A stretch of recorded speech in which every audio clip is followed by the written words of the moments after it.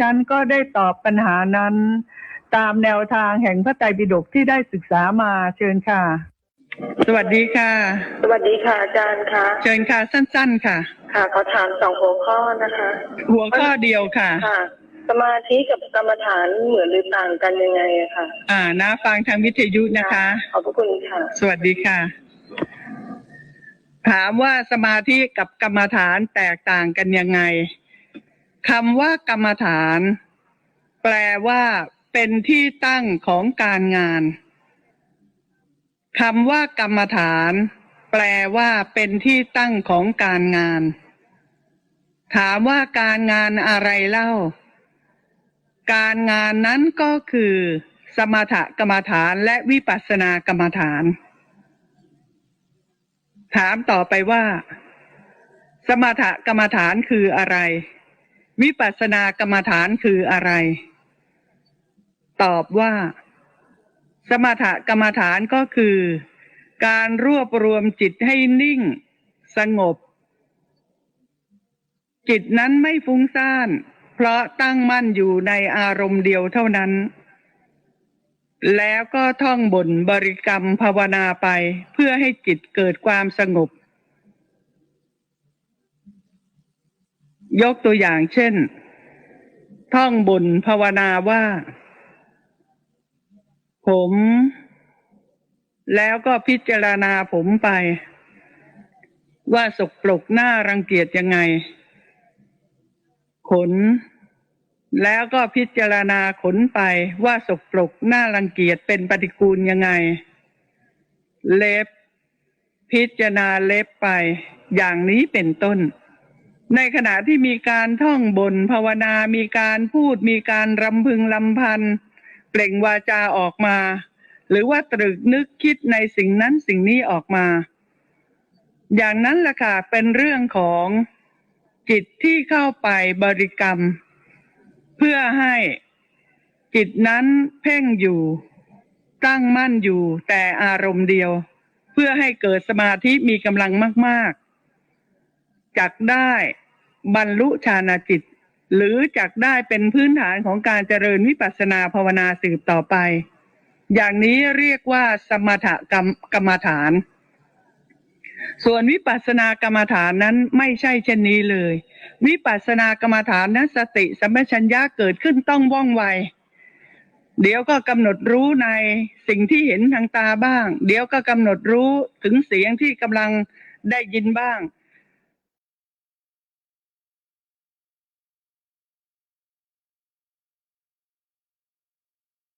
ฉันขอถวายความนอบน้อมแด่พระพุทธรัตนะพระธรรมรัตนะพระสังฆรัตนะดิฉันขอถวายความนอบน้อมแด่พระปัจเจกพุทธเจ้าทุกพระองค์ค่ะอิทธิผลใดที่ท่านปรารถนาแล้วตั้งใจแล้วขออิทธิผลนั้นจงสำเร็จแก่ท่านโดยพลัน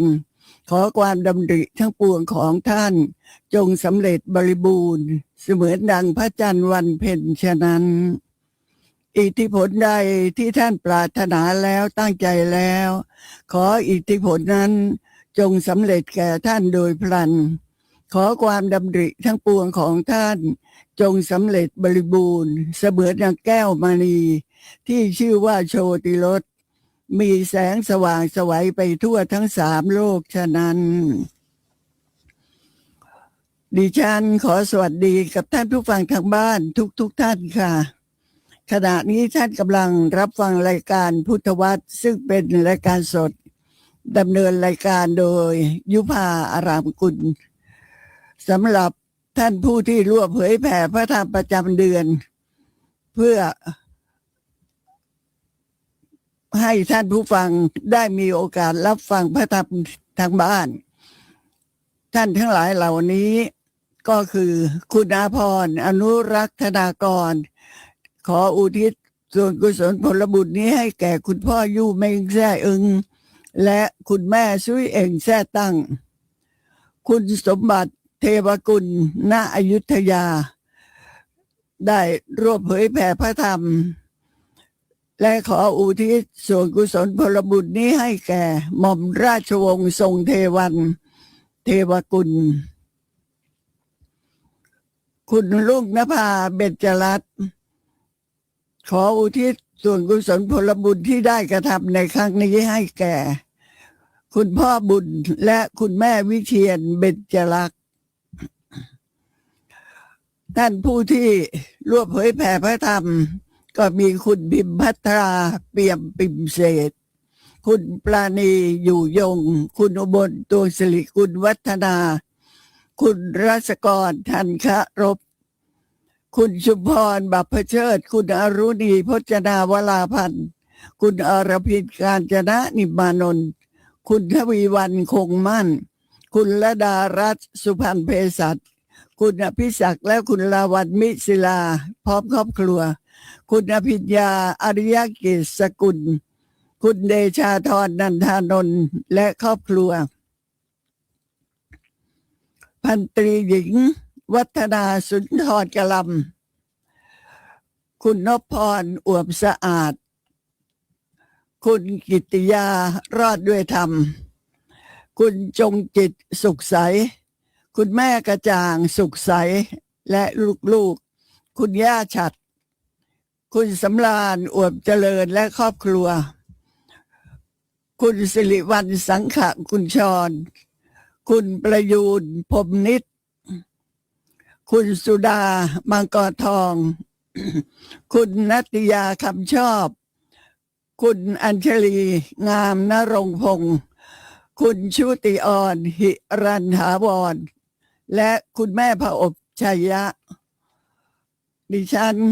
ขออนุโมทนากับทุกท่านที่ร่วมเผยแผ่พระธรรมเพื่อให้ท่านผู้ฟังทางบ้านได้มีโอกาสรับฟังการให้ธรรมะเป็นทานนี้พระผู้มีพระภาคเจ้าตรัสไว้ว่าสัพพทานังธรรมทานังชินาติการให้ธรรมะเป็นทานเป็นการให้ทานที่เป็นเลิศประเสริฐกว่าการให้ทานทั้งหลายทั้งปวงเพราะเป็นการให้สติให้ปัญญาแก่ผู้ฟังค่ะดิฉันก็ขออนุโมทนากับทุกท่านด้วยนะคะ และวันนี้เดี๋ยวก็ขอโอกาสท่านสัก5 นาที ก็คือขอประกาศเรื่องการเชิญชวนให้ท่านไปกระทำมหากุศลร่วมกันที่ประเทศพม่า5 วันดิฉันจะเดินทางในวันพฤหัสที่5ถึงวันจันทร์ที่9พฤศจิกายนค่ะ พฤศจิกาธันวานู่นนะคะ ขอประทานโทษค่ะจะเดินทางวันพฤหัสที่5ถึงวันจันทร์ที่9พฤศจิกายน2569นะคะเป็นเวลา5 วัน4 คืนจะเดินทางไปที่เมืองย่างกุ้งเมืองแปรและเมืองหงสาวดีเราจะกระทำมหากุศลที่คัดสรรแล้วว่าเป็นยอดการกระทำมหากุศลนี้ก็ได้คิดแล้วคิดอีกพิจารณาแล้วอย่างดีนะคะว่าเราจะไม่มีโอกาสที่ได้กระทำในประเทศไทยด้วยเหตุว่าเรื่องของการศึกษาเล่าเรียนทั้งภิกษุสงฆ์สามเณรหรือแม่ชีที่จะเรียนภาษาบาลีพระพิธรรมพระสูตรพระวินัยอรรถกถามหาดีกาอะไรต่างๆเหล่านี้จนกระทั่งตลอดชีวิตนะไม่ศึกษาลาเพศไปไหนเลยเป็นการยากนะคะที่เราจะมีโอกาสได้ให้ทานถวายทานแก่ท่านทั้งหลายเหล่านี้สำหรับการถวายทานแก่ภิกษุสงฆ์สามเณรนั้นน่ะก็มีผ้าไตรจีวร1 ชุดรองเท้า1 คู่ถวายภัตตาหารและสิ่งของบางอย่างแก่ภิกษุสงฆ์สามเณรที่ โรงเรียนพระปริยัติธรรมเมืองแปรประเทศพม่าค่ะ300 ชุด300 องค์ มอบผ้าตัดชุดแม่ชีอย่างดี300 ชุดให้แก่แม่ชีผู้ศึกษาเล่าเรียนพระพิธรรมพระสูตรพระวินัยพระปริยัติธรรมที่เมืองแปรประเทศพม่าที่สำนักเรียนแม่ชีมีรองเท้ามีผ้าตัดชุดแม่ชีอย่างดีนะแล้วก็มีสิ่งของต่างๆพร้อมได้เชิญให้รับประทานอาหารด้วยนะจะพูดว่าถวายอาหารแด่แม่ชีก็ยังกระด้างกระเดื่องอยู่เหมือนกัน ก็เรียกว่านำอาหารมาให้แก่แม่ชีที่สำนักเรียนเมืองแปรเพราะว่ามีความศรัทธาเลื่อมใสค่ะชื่นชมนะคะ นอกจากแม่ชี300ภิกษุสงฆ์สามเณรอีก300ก็ได้600 ท่านเวลาเราไปเนี่ยเราก็จะมีโอกาสได้ไปถวายของนี่ด้วยมือของเราเองทางนั้นนะด้วยมือของเราเอง ดังนั้นการที่จะไปกระทำมหากุศลที่ยิ่งใหญ่อย่างนี้นะโอกาสยากนะคะ ถ้าท่านผู้ใดมีโอกาสก็เรียนเชิญค่ะ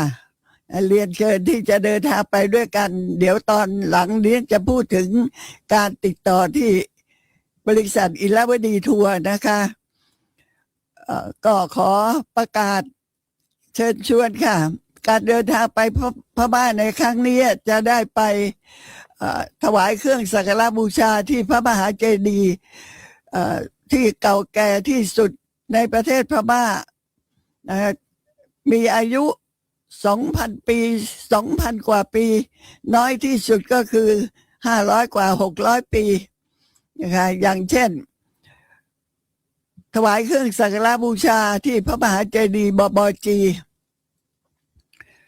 โดยห่มผ้าเนื้อดีสีทองมีผ้าห่มพระมหาเจดีย์เนื้อดีสีทองซึ่งแล้วท่านทั้งหลายที่ได้เดินทางไปด้วยกันเนี่ยก็จะได้กระทำประทักษิณพระมหาเจดีย์ทุกแห่งที่ไปนะคะ4 แห่งเนี่ยทุกแห่งที่ไปเราจะได้ไปเดินประทักษิณพระมหาเจดีย์ค่ะนะคะแล้วก็ห่มผ้าเนื้อดีสีทองที่พระมหาเจดีย์บอบจีนอกจากนั้นวัดที่2ก็คือพระมหาเจดีย์อ่องเมียนมาหุที่เมืองแปรวัดนี้ก็เช่นเดียวกัน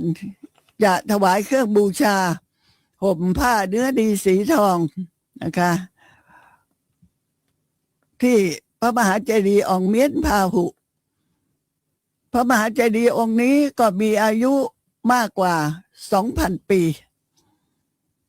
พระมหาเจดีย์องค์ที่3ก็คือพระมหาเจดีย์พญาจีซึ่งเป็นหนึ่งในพระมหาเจดีย์ยุคแรกของประเทศพม่านะก็มีอายุใกล้เคียงกันกับพระมหาเจดีย์บอบจีนะคะเราก็จะไปห่มผ้าเนื้อดีสีทองถวายเครื่องสักการะบูชาที่พระมหาเจดีย์นั้นส่วนพระมหาเจดีย์องค์ที่4ก็คือพระเจดีย์มหาเจดีย์ที่เมืองหงสาวดีพระมหาเจดีย์องค์นี้สวยงามค่ะได้เคยไปชมมาแล้วสวยงามมากทีเดียวแต่ยังไม่เคยไปห่มผ้าคราวนี้ก็จะห่มผ้าถวายพระมหาเจดีย์ที่เมืองหงสาวดีเนี่ยสร้างโดยพระเจ้าบุเรงนองเพื่อประดิษฐานพระธนธาตุหุ้มทองคำและอัญมณีอันล้ำค่าซึ่งกษัตริย์ศรีลังกาได้อัญเชิญมาถวายพระเจ้าบุเรงนองพระราชาจึงได้รับสั่งให้สร้างพระมหาเจดีย์ขึ้นแล้วพระราชทานนามว่าพระเจดีย์มหาเจดีย์หงสาวดีค่ะนอกจากนั้นเราก็จะได้ไปนมัสการพระพุทธรูปแว่นทองชเวเมตมันเมืองแปร นะก็จะได้ไปดูว่าพระพุทธรูปที่สวมแว่นตาที่ว่าเป็นหนึ่งเดียวในโลกนั้นน่ะสวมแว่นตาทองนะสวมแว่นตาทองค่ะหนึ่งเดียวในโลกก็จะได้ไปชมได้ยินมาว่าศักดิ์สิทธิ์สามารถทำให้ผู้หญิงที่ตาบอดมองไม่เห็นกลับมามีตาเห็นได้อย่างดีและพระนางพร้อมทั้งพระราชานั่นแหละก็ได้ถวายแว่นทองสวมใส่ที่พระพุทธรูปที่ชเวเมียดมันพระราชทานนามใหม่ว่าพระพุทธรูปแว่นทองเมืองแปลนะคะและเมื่อไปที่ประเทศพม่าแล้วที่ขาดไม่ได้เลยทุกคนก็จะต้องไปกราบไปกระทำการสักการะบูชาพระมหาเจดีย์ชเวดากองค่ะซึ่งเป็นพระมหาเจดีย์คู่บ้านคู่เมืองที่ประเทศพม่านะคะขอเรียนเชิญค่ะเพราะว่าโอกาสที่จะทำอย่างเนี้ยมันก็ยากนะคะเมื่อมีโอกาสก็ทำค่ะเพราะว่าชีวิตคนเราก็ไม่แน่นอนหรอกว่าจะถึงซึ่งสุดท้ายเมื่อไหร่จะตายจากโลกนี้เมื่อไหร่เราก็ไม่รู้และตายไปแล้วเนี่ยก็เอาอะไรไปไม่ได้นอกจากบุญกุศลที่ได้กระทำไว้แล้วนั่นแหละติดตัวไปได้และบาปอกุศลที่ได้กระทำไว้แล้วถึงไม่อยากได้ก็เขาจะต้องติดตัวติดตามเราไปแน่นอนดังนั้นก็จะต้องวิ่งให้ทันหนีให้ทันหนีให้ทันเจ้าสุนัขล่าเนื้อตัวร้ายที่จะไล่ติดตามเราเพราะสุนัขล่าเนื้อตัวร้ายเนี่ยเป็นตัวแทนของความชั่วที่เราได้กระทำไว้ถ้าเขามีโอกาสเราชักช้าอยู่วิ่งหนีเขาไม่ทันเขาก็จะตามล่าเข็นฆ่าเราดังนั้นต้องวิ่งหนีให้ทันด้วยการกระทำความดีค่ะการกระทำความดีกระทำบุญกุศลที่ยิ่งใหญ่เป็นการเพิ่มกำลังให้เราวิ่งได้ทันหนีได้ทันบาปอกุศลก็จะไม่สามารถที่จะติดตามไปตอบสนองได้เพราะว่าบุญกุศลที่ได้กระทำไว้นี่แหละจะคอยดูแลคุ้มครองรักษาเราอยู่บุญเท่านั้นนะคะที่จะติดตามเราไปได้บาปเนี่ยถึงไม่ต้องการแต่เขาก็จะทำหน้าที่ของเขาจะติดตามเราไปดังนั้นเพิ่มกำลังด้วยการทำความดีให้มากเพื่อหนีเขาให้ทันเป็นเรื่องที่จะรู้หรือไม่รู้กันแล้วแต่ความจริงเป็นอย่างนั้นค่ะถ้าท่านจะลองถามผู้ที่ศึกษาเล่าเรียนพระธรรมคำสอนของพระพุทธเจ้าในเรื่องของกรรมกฎแห่งกรรมการให้ผลของกรรมท่านก็จะได้รับความรู้ความเข้าใจในเรื่องนี้อย่างดีทีเดียวนะคะท่านผู้ฟังคะท่านผู้ที่จะคิดว่าจะเดินทางไปหรือว่าคิดว่าจะลองไต่ถามดูว่าจะไปกันยังไงค่าใช้จ่ายเขาคิดเท่าไหร่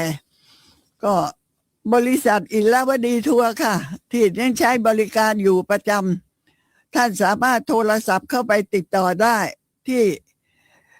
ถ้าเป็นวันทำงานเนี่ยนะติดต่อเขาได้ที่บริษัทอิลาวดีทัวร์หมายเลขโทรศัพท์ก็ใช้02-503-3232ทบทวนนะคะหมายเลข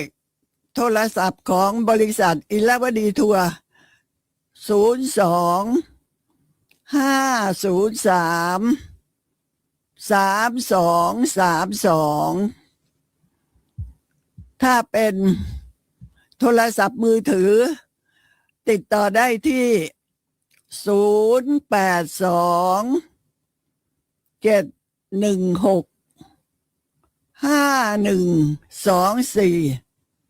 ทบทวนนะคะ โทรศัพท์มือถือของอิรวดีทัวร์082-716-5124อีกหมายเลขหนึ่งค่ะ อีกหมายเลขหนึ่งที่บริษัทอิรวดีทัวร์081-363-7943ทบทวนนะคะ บริษัทอิรวดีทัวร์หมายเลข081-363-7943ค่ะสำหรับการเดินทางไปเรื่องของความสะดวกสบาย ก็เป็นไปตามฐานะของบ้านเมืองนะคะส่วนที่พักที่อาศัยก็จัดหาให้อย่างดีที่สุดเท่าที่จะมีได้ข้าวปลาอาหารก็เป็นของจากโรงแรมหรือจากร้านที่ในเมืองแปรส่วนเรานั่นน่ะจะจัดแม่ครัวพร้อมทั้งข้าวปลาอาหารไปบริการท่านมีแม่ครัวไปนะครับไปบริการไปหุงหาอาหารที่นั่นเพื่อเปลี่ยนรสอาหารเพื่อเปลี่ยนรสอาหารเปลี่ยนบรรยากาศนะคะหวังว่าคงจะได้กระทำบุญกระทำกุศลด้วยกันค่ะสำหรับวันนี้การบรรยายนี้ก็จะพูดถึงเรื่องของพระโพธิสัตว์ก็คือพระอรหันตสัมมาสัมพุทธเจ้าของเราพระองค์นี้แหละค่ะนะคะว่า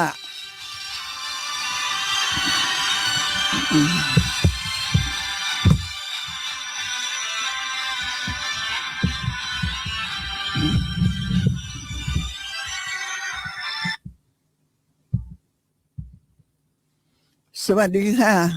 สวัสดีค่ะอาจารย์คะ ค่ะจะเรียนถามอาจารย์เกี่ยวกับการทำบุญกับคนพิการหน่อยนะคะ ค่ะเมื่อวันอาทิตย์นะคะดิฉันก็รวบรวมเพื่อนสมาชิกได้กันประมาณสัก56 คน เราก็จะจัดของเตรียมไปทำทานให้กับพวกเขาด้วยความศรัทธายิ่งนะคะ เนื่องจากว่าเขาเกิดมาไม่เหมือนพวกเรานะคะค่ะเสร็จแล้วเราก็เตรียมข้าวปลาอาหารอย่างดีเลยข้าวหอมมะลิอย่างดีน้ำมันพืชรำข้าวอย่างดีเอาไปให้เป็นกล่องๆไปเลยนะคะค่ะแล้วก็สอบถามเขาว่าเขาเรียกต้องการอะไรบ้างเราจะจัดหาไปให้และอันไหนที่เขามีแล้วเขาบอกว่าไม่ต้องการเขาก็บอกเรามาเพราะฉะนั้นเราก็พร้อมที่จะทำบุญในครั้งนี้นะคะว่าแล้วก็เขาบอกว่าเขาอยากได้เงินใส่ซองบ้างเพราะบางทีของใช้ส่วนตัวเขาขาดชำรุดไม่ทราบว่าจะไปขอได้จากตรงไหนอะไรอย่างเงี้ยค่ะดิฉันก็รวบรวมกับเพื่อนแล้วก็ใส่ซองให้ทุกคนหมดทั้งหมดมี21 คนนะคะไปทำให้ที่สิริวัฒนาชิดเชียค่ะอยู่ที่สมุทรปราการเนี่ยค่ะแล้วก็เงินใส่ซองให้เขาไปประมาณไม่ใช่ประมาณนะ5,100 บาท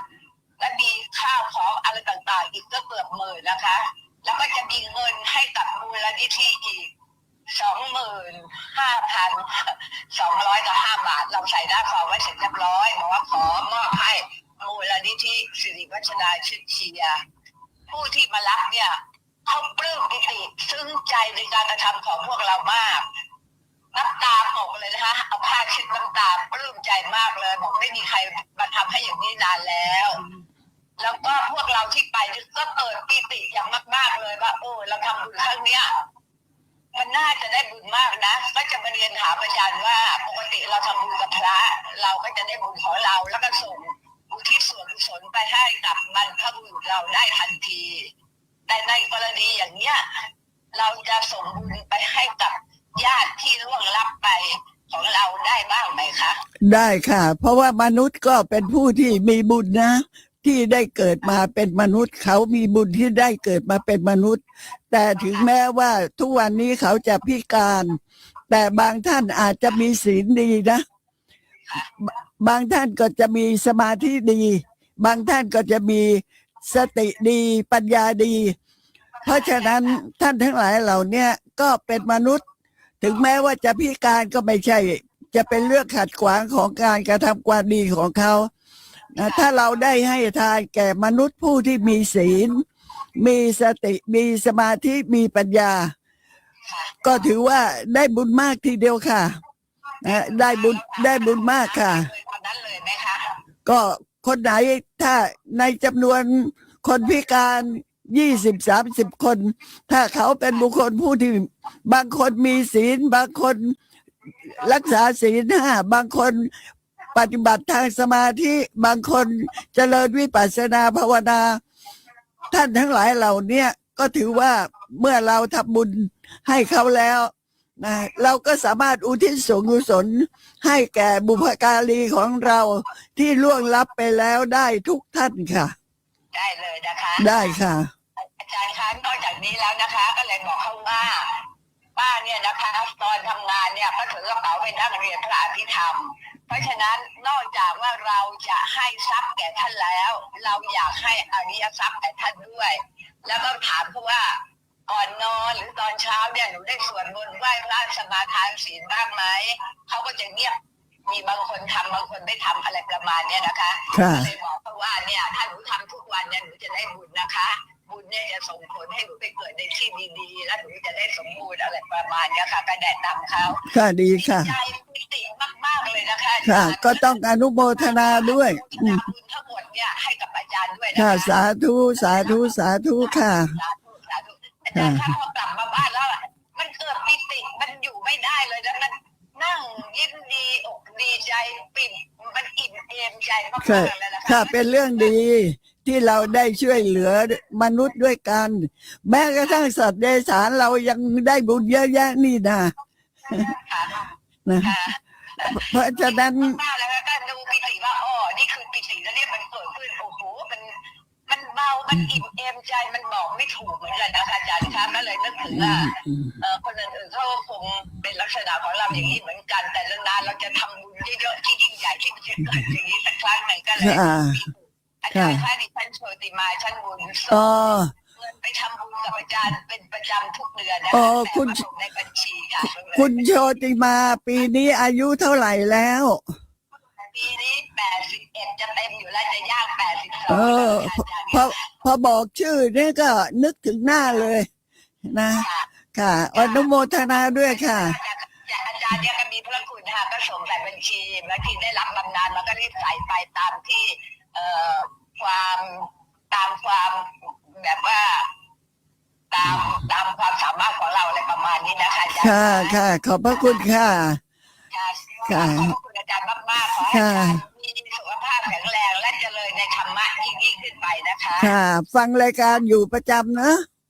ถ้าอยู่นะคะ ค่ะ แต่ถ้าหมอนัดก็จะฟังนะกลับมาไม่ทันมากอะไรประมาณนี้นะคะ ค่ะ ขอบคุณค่ะ ขอบพระคุณค่ะ ค่ะ ขอบคุณมากๆ ค่ะ สวัสดีค่ะอ่ะการกระทำความดีเป็นอย่างนี้แหละทำแล้วจิตใจของเราผู้ให้เนี่ย จะมีความสงบเยือกเย็นนั้นจิตใจจะมีความผ่องใสเบาเชียวนะยิ้มน้อยยิ้มใหญ่ เออค่ะโมทนาค่ะ ขอบคุณมากค่ะ ขอบคุณค่ะขอบคุณค่ะ ค่ะ สวัสดีค่ะ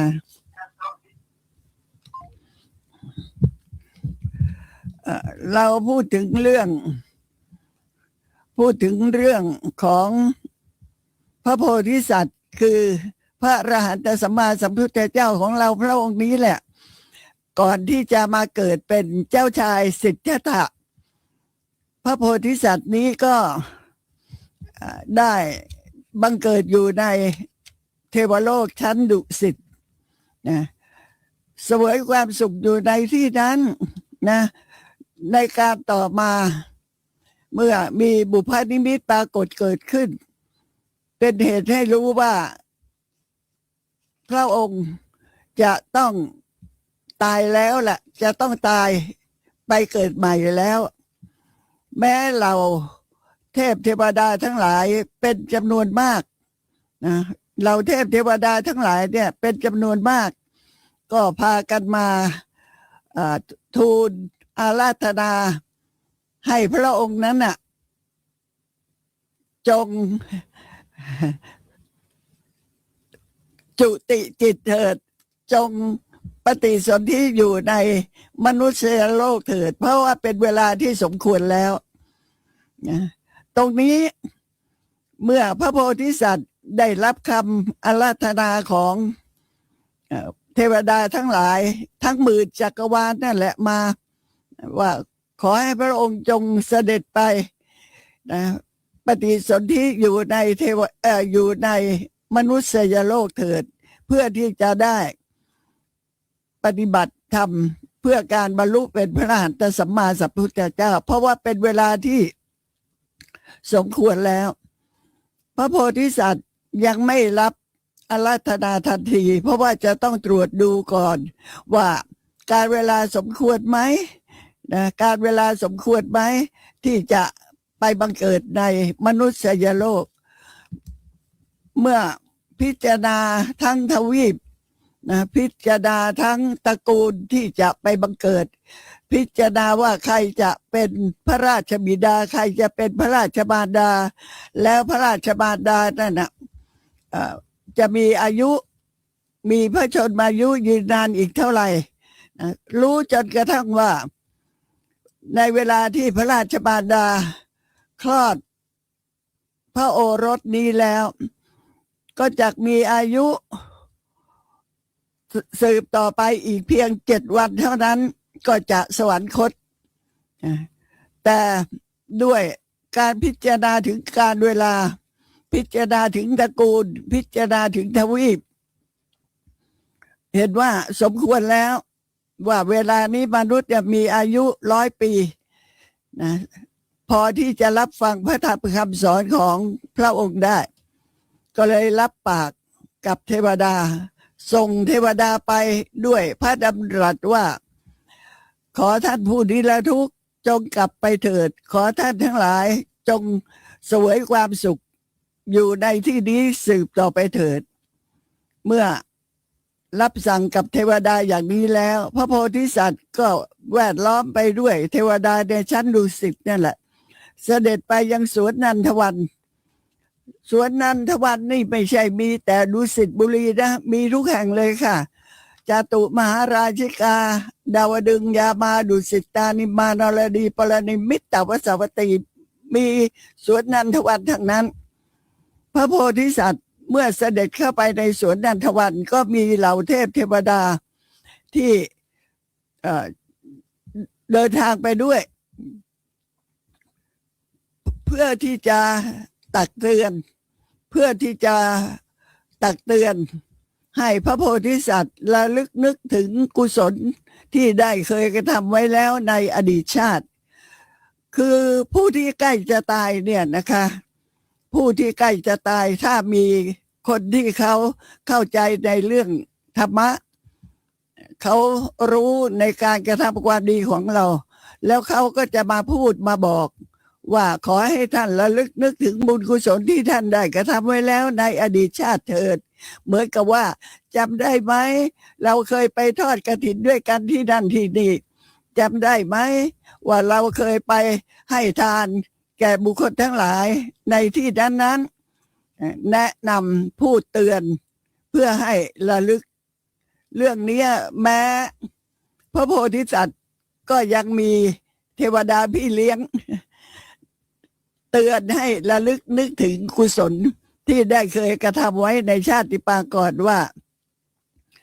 ขอพระองค์จงจุติจากดุสิตบุรีนี้แล้วไปสู่สุคติจงจุติจากดุสิตบุรีนี้ไปสู่สุคติดังนี้เถิดพูดไปบอกไปแม้พระโพธิสัตว์เองที่แวดล้อมไปด้วยเทวดาผู้ที่ช่วยให้ระลึกนึกถึงบุญกุศลอย่างนี้แล้วเสด็จเที่ยวไปในสวนนันทวันแล้วจุติเลยค่ะจุติ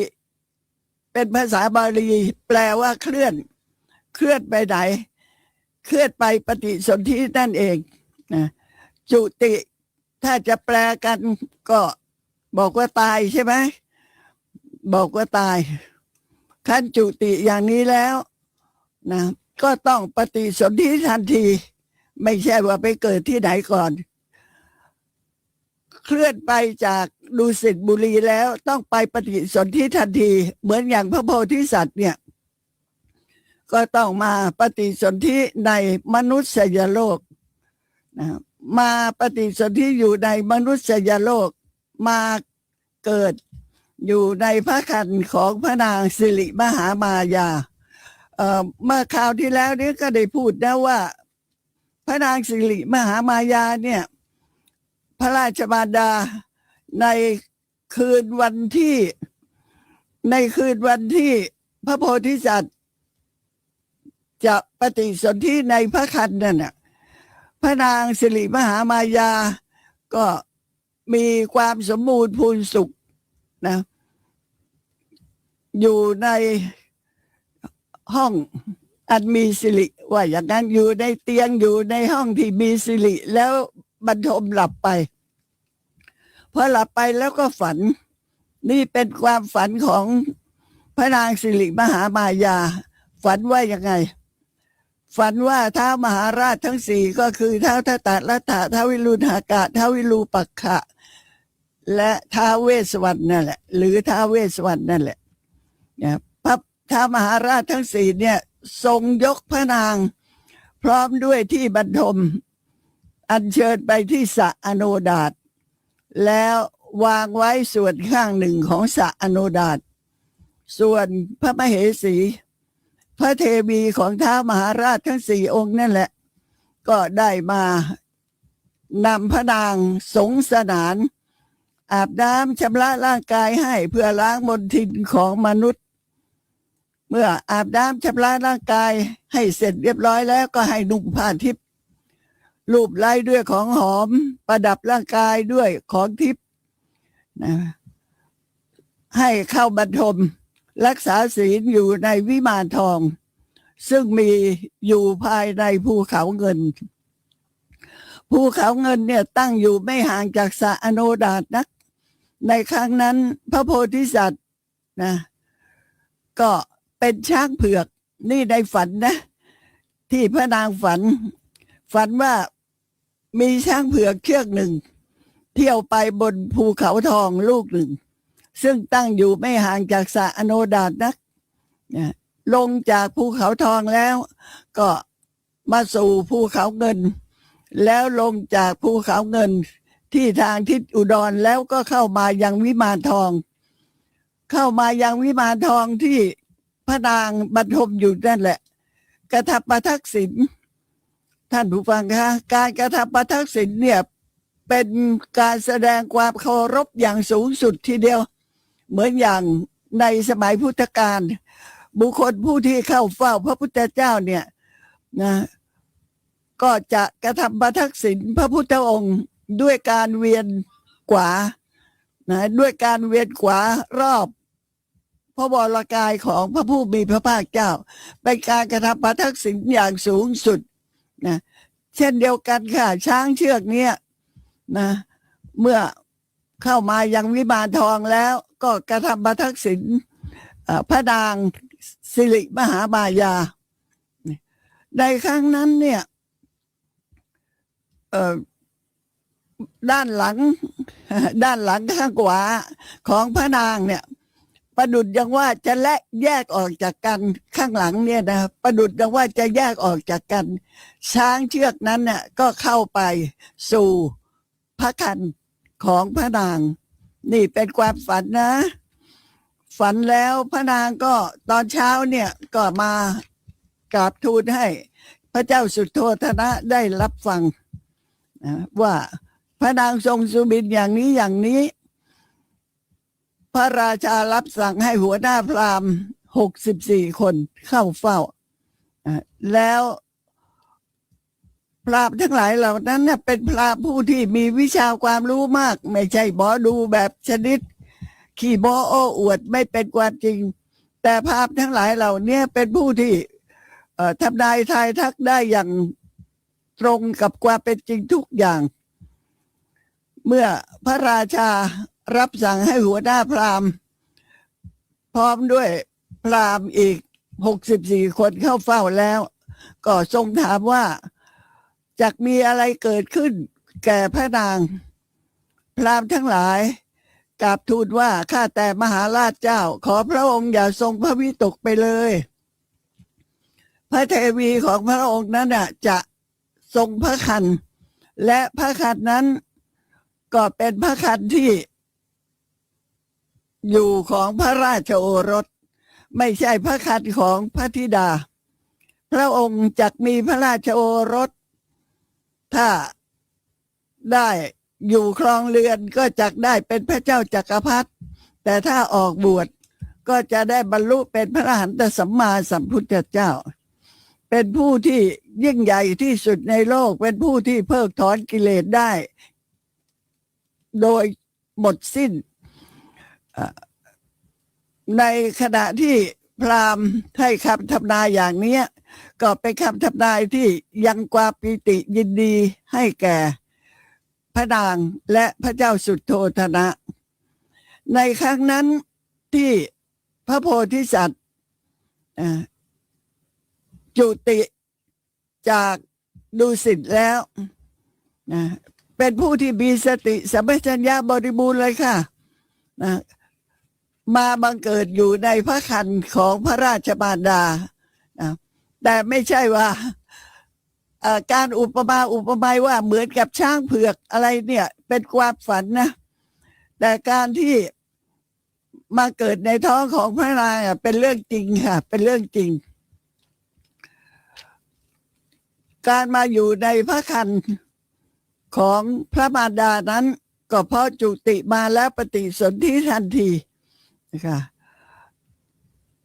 เป็นการก้าวลงสู่พระครรภ์ของพระราชมารดา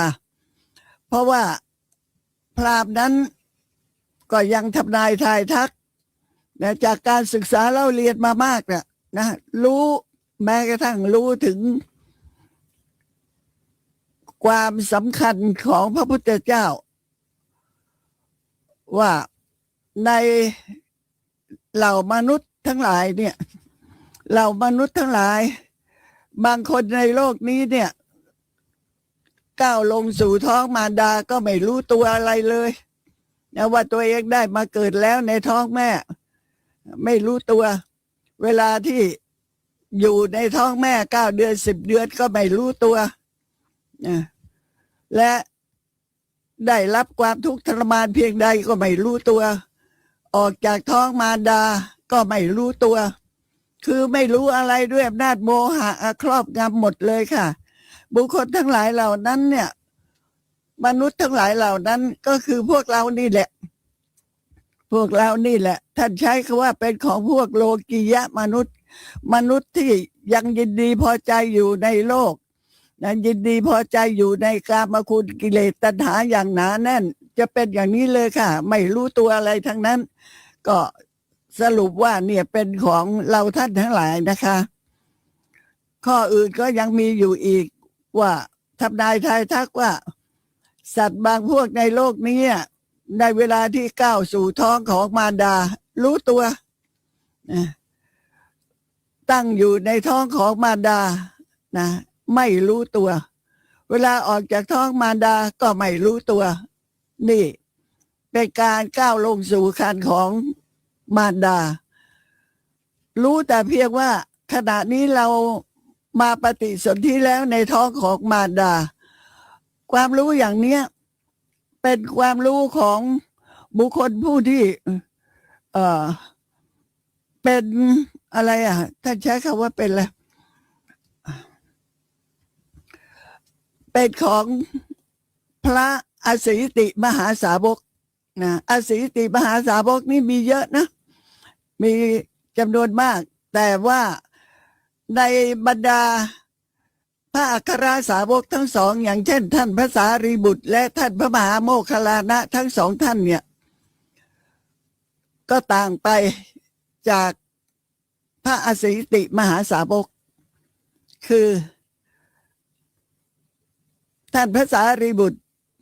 ท่านพระมหาโมคคัลลานะทั้งสองรูปเนี่ยในเวลาก้าวลงสู่ท้องมารดารู้ตัวค่ะ รู้ตัวว่าตอนนี้เรามาเกิดในท้องแม่แล้วละและขณะ9 เดือน10 เดือนที่อยู่ในท้องของแม่ก็รู้ตัวแต่ในเวลาที่ออกจากท้องแม่นะไม่รู้ตัวเลย ที่ไม่รู้ตัวนะท่านพระสารีบุตรก็เคยพูดไว้ว่าจะถูกลมกัมมัชวาทพัดเอาเท้านะพัดเอาเท้าขึ้นไปข้างบนแล้วเอาหัวลงข้างล่างเอาหัวลงเพื่อที่จะออกจากช่องกำเนิดที่คับแคบเหลือเกินย่อมเข้าถึงความทุกข์อย่างยอดเยี่ยมยอดยิ่งอุปมาเหมือน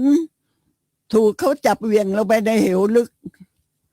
หรืออุปมาเหมือนกับว่าช้างที่ตัวใหญ่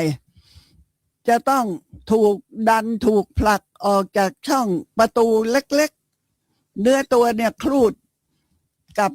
ขอบประตูเป็นแผลเป็นอะไรไปหมดเลยด้วยเหตุนั้นน่ะความรู้ตัวว่าเรากำลังจะคลอดออกจากท้องแม่จึงไม่มีเพราะขาดสติสัมปชัญญะเลยสะดุ้งตกใจหมดเพราะว่าลมกัมมัชวาทเนี่ยมาพัดเอาศีรษะบ่ายลงไปสู่ช่องคลอด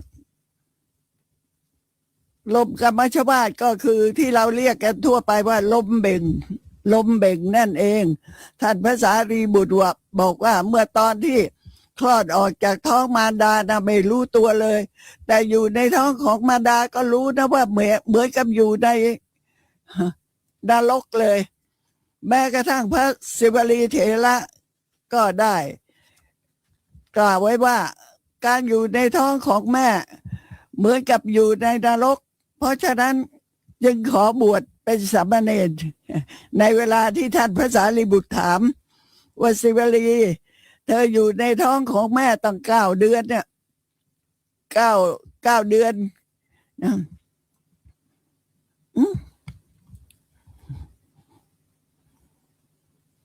ไม่ใช่9 เดือนอยู่ในท้องของแม่เป็นเวลานานถึงเพียงนั้นน่ะนะเธอมีความรู้สึกยังไงมีความสุขสบายบ้างไหมพระศิวลีตอนนั้นยังเป็นเด็กชายอยู่เลยเพิ่งคลอดออกมาจากท้องมารดากราบเรียนท่านพระสารีบุตรว่าหาความสุขสบายอะไรไม่ได้เลยตอนอยู่ในท้องของมารดานั่นน่ะเหมือนกับอยู่ในนรกทีเดียว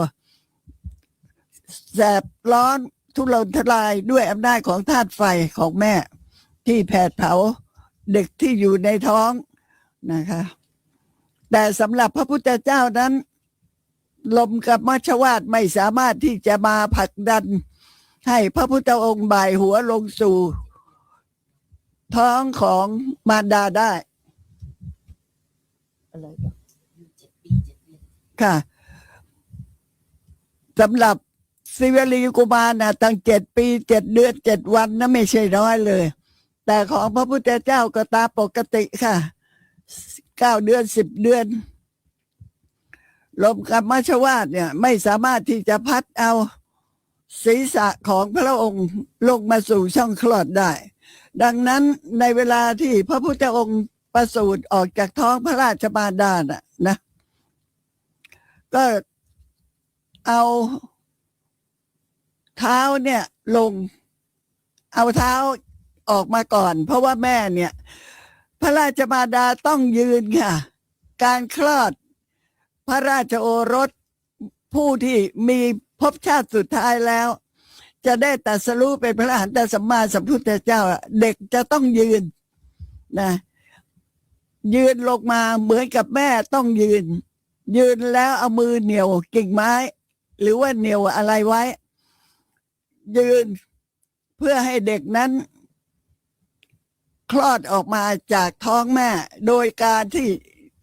ยืนลงมาตัวตรงเอามือ2 ข้างเนี่ยแนบลำตัว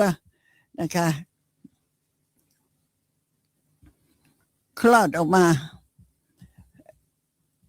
ทรงเหยียดพระหัตถ์ทั้ง 2แล้วลือพระเนตรนะ ลืมพระเนตรลืมตาด้วย ประทับยืนเสด็จออกมาคลอดไม่เหมือนคนอื่นนะคะ การคลอดมาสู่โลกนี้ของพระโพธิสัตว์เนี่ยอัศจรรย์มาก อัศจรรย์ยังไง อัศจรรย์ขนาดที่ว่ารัศมีของเทวดาเนี่ยนะอานุภาพของเทวดาเนี่ยโดยปกติมีรัศมีของผ้านุ่งผ้าห่มแผ่ออกไปตั้ง12 โยชน์เครื่องประดับก็มีรัศมีมากมายอย่างนั้นวิมานก็มีรัศมีมากแต่ว่าในครั้งนั้นเนี่ยเมื่อพูดถึงโลกันติระกาหมายความว่าโลกันติระนรกนะซึ่งมีสัตว์นรกอยู่เป็นจำนวนมากทีเดียวในครั้งนั้นสัตว์นรกเนี่ยตาก็มองไม่เห็นอะไรเลยนะเพราะว่าในโลกันตนรกมันมืดมากมืดมองไม่เห็นอะไรทั้งนั้นขณะนั้นถึงแม้ว่าจะมีเมฆหมอกก็ทำความมืดไม่ให้เกิดขึ้นนะเพราะความห้ามเกิดขึ้นแห่งจักขุวิญญาณนั่นแหละท่านยิ่งกล่าวว่าจักขุวิญญาณย่อมไม่เกิดขึ้นในโลกัตตริยนรกเอวังมหิทธิกาหมายความว่ามีฤทธิ์อย่างนั้นก็คือได้ยินว่าแม้ดวงจันทร์ดวงอาทิตย์เนี่ยค่ะในตอนที่พระโพธิสัตว์ประสูติเนี่ยนะแม้ดวงจันทร์ดวงอาทิตย์ที่ส่องแสงสว่างจ้าก็ยังไม่สามารถที่จะแผ่ไปสู่โลกันตนรกได้เลยเพราะว่าโลกันตนรกนั่นน่ะอยู่เลยขุนเขาจักรวาลไปแสงสว่างของพระจันทร์พระอาทิตย์เนี่ยส่องไปไม่ถึงกลางขุนเขาจักรวาลเพราะฉะนั้นแม้ดวงจันทร์ดวงอาทิตย์นะก็ไม่มีแสงสว่างพอที่จะส่องไปถึงโลกันตนรกถ้าจะถามว่าสัตว์นรกทั้งหลายเหล่านั้นเนี่ยเขาทำกรรมชั่วอะไรไว้ถึงได้รับความทุกข์ทรมานถึงเพียงนี้ก็ตอบได้ว่าพวกที่ไปเกิดในโลกันตนรกเนี่ยพวกที่ทำความหยาบช้าทารุณต่อบิดามารดาต่อครูอาจารย์ต่อสมณพราหมณ์ผู้ตั้งอยู่ในธรรมทำความผิดอย่างอื่นก็ทำมากมายทำกรรมอย่างแสนสาหัสเช่นฆ่าสัตว์ตัดชีวิตเป็นประจำเลยก็เลยต้องไปเกิดในโลกันตนรกนะรูปร่างกายของพวกสัตว์ทั้งหลายเหล่านั้นเนี่ยสูงใหญ่สัตว์นรกเนี่ยประมาณ3 คาวุธนะมีเล็บยาวเหมือนกับเล็บข้างข่าวอยากจะบอกว่าที่พูดกันบอกว่าวันพระเนี่ยวันพระใหญ่ทางนรกเขาจะเปิดให้สัตว์นรกขึ้นมารับอาหารรับเสื้อผ้าเครื่องนุ่งห่มอย่าไปเชื่อค่ะพวกพูดเนี่ยพวกที่พูดอย่างเนี้ยไม่ได้ศึกษาเล่าเรียนเลยแต่ก็อยากจะพูดเพื่อให้คนอื่นเขาคิดว่าตัวเองเก่งคนจะพูดอย่างนี้ได้มันต้องเรียนค่ะเรียนจากพระไตรปิฎกค่ะเรียนพระพิธรรมพระสูตรพระวินัยต้องเรียนถึงจะพูดได้ส่วนคนที่เรียนแล้วเขาก็จะไม่กล้าพูดว่าวันพระนะสัตว์นรกจะขึ้นมาจากขุมนรกมารับของที่เขาทำบุญให้ทานแล้วอุทิศให้เชื่อไม่ได้เลยนะคะกล้าพูดแล้วคนอย่างนี้ตายแล้วเนี่ยโอ้ต้องได้รับผลแห่งกรรมชั่วที่พูดชั่วอย่างเนี้ยเขาเรียกว่ากล่าววาจากล่าวตูคำสอนของพระพุทธเจ้ากล่าวตูคำสอนของพระพุทธเจ้าพวกนี้ก็ส่วนใหญ่นะไปเกิดในนรกทั้งนั้นแหละนะเพราะฉะนั้นเมื่อสัตว์โลกทั้งหลายในวันนั้นเห็นสัตว์เหล่าอื่นเมื่อเสวยความทุกข์อยู่นะก็เกิดผู้ที่เกิดในโลกันตนรกเนี่ยก็เหมือนอย่างผู้ที่เห็นเรากำลังเสวยความทุกข์อยู่ โอกาสอย่างนี้ย่อมไม่ตั้งอยู่ แม้กระทั่งเพียงขณะเดียว คือไม่สามารถที่จะเห็นอะไรกันได้เลยนะแม้แต่เพียงชั่วเวลาหลับไปแล้วตื่นขึ้นมาก็รับรู้ไม่ได้ แต่คนที่กล่าวนะคนที่พระอาจารย์ผู้ที่รจนาพระคัมภีร์ปปัญจสูทนีอัตถกถามัชฌิมานิกายอุปริปันธาสในเรื่องนี้กล่าวว่าโอภาสแสงสว่างนั้นน่ะจะปรากฏเพียงชั่วขณะปรบมือแล้วก็หายไปเหมือนกับสายฟ้าแลบเท่านั้นเหมือนกับสายฟ้าแลบเท่านั้นเพราะฉะนั้นสัตว์ในโลกัตตนรกไม่สามารถที่จะมาเกิดในมนุษย์ได้เลยไม่สามารถที่จะเห็นมนุษย์ได้และมนุษย์ก็ไม่สามารถที่จะเห็นสัตว์นรกที่อยู่ในโลกัตตนรกได้แต่นรกมีหลายขุมมากนะคะขุมใหญ่ๆมีถึง8 ขุมซึ่งเราก็คงจะได้รับฟังกันในโอกาสต่อไปเพราะค่ะขณะนี้เวลาหมดแล้วค่ะพบกันใหม่ในวันพรุ่งนี้นะคะสวัสดีค่ะทุกท่าน